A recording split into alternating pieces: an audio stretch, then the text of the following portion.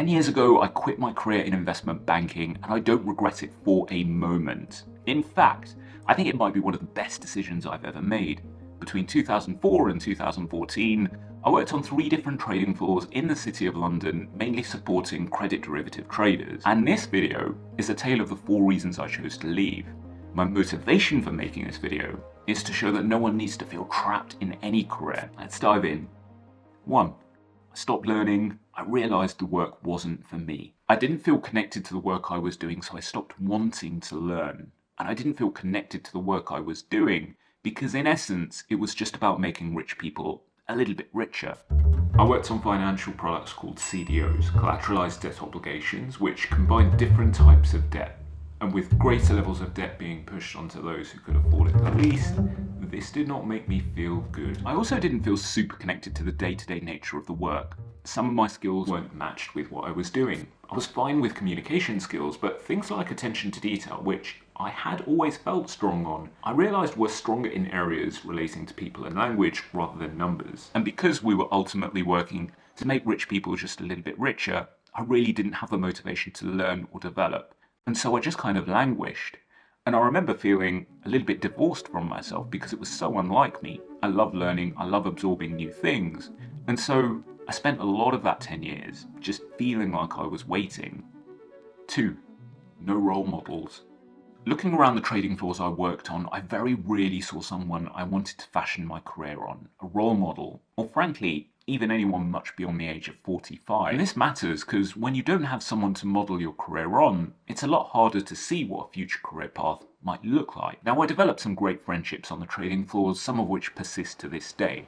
But the kind of people I generally chose to hang around with had one foot in the work and one foot out of it. One friend wanted to open up his own skate park for his son because he had nowhere to skate. Many others wanted to open up their own businesses, some their own charities. And I think had I have paid closer attention, I would have seen that I was self-selecting my own tribe, those that weren't fully committed to careers in finance, and I might have then been able to see the writing on the wall. Now, as you might imagine, if you're hanging out with those kind of people, they're more likely to leave those careers in finance, and so over time, I was hanging out with fewer and fewer like-minded people.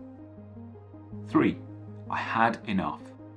I always had this idea to earn hard in my 20s and then to take my foot off the gas in my 30s to have a more sustainable, enjoyable lifestyle and career.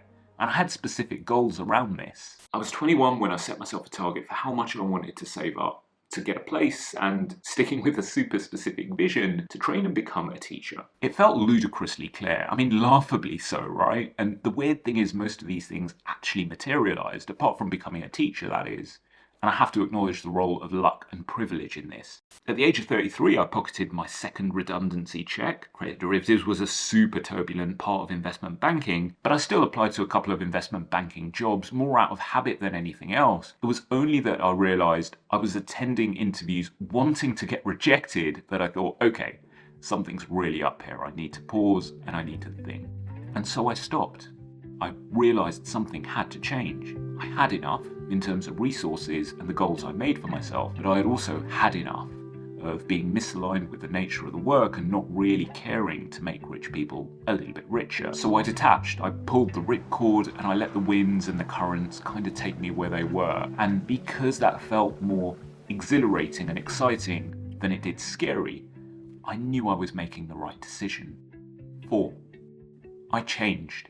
I was not the same person at the age of 33 leaving investment banking as I was the 23-year-old who entered, where I had once been starry-eyed, loving earning money, even loving the status of working in investment banking. By the age of 33, I knew so much more about how the world and people worked, and I really got to understand what mattered to me. Helping develop people. And I got a taste of this through mentoring. I also started to unwind some of those second-generation immigrant career narratives to become a doctor, dentist, accountant, that kind of thing, but more so to aim for career stability and safety, maybe even the highest of the highs to get a sense of career prestige. It was only after I lucked out getting many of those things, security, safety, prestige, that I realised ways in which they were helping me, but crucially, also ways in which they weren't.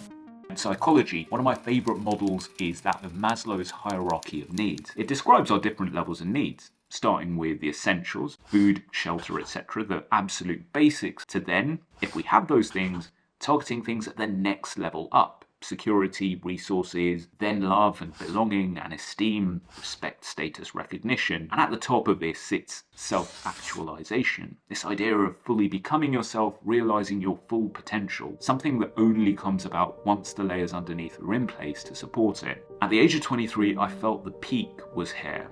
I didn't know there was this whole self-actualization thing just above cloud level, hidden out of sight. But by 33, I could see it, I could feel it, and I also had those foundational platforms to build towards it. Of course, I didn't have this name for it or a conscious concept in my mind until much later, but I could feel it intuitively. I also knew my self-actualization came in the form of helping other people. I get a huge buzz from it. I still do even to this day. It's why I make these videos. And I changed in other ways too. I realized that I could be happy with work.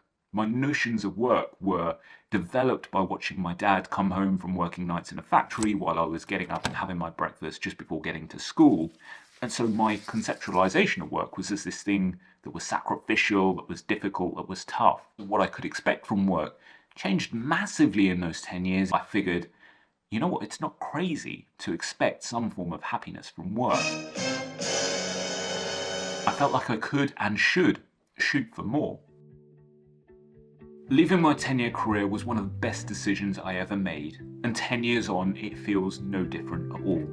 Of course, encapsulating it into 4 neat buckets of reasons ignores the messiness that often comes with career change. The doubt, the self-doubt, the paralysis, the indecision, as well as all the supporting cast of reasons I left, from the culture to the nature of world economics, that I was yearning to try something different, and that I always thought career changes were the coolest of people. All I know is that once career change felt possible, it felt exhilarating. It was like light flooding into a room. And so these, in total, are the reasons I chose to leave my investment banking career. And if you want to know what happens next, you should definitely subscribe, because I talk about exactly that. And in following videos, I'll also talk about how to make a career change CV, cover letter, how to navigate that first career change interview as well. I'd also love to know what you think through your comments, what resonated with you, maybe even what surprised you. And a massive thanks for helping me get to 1,000 subscribers too. Thanks for being here. Thanks for being you. I'll catch you next time.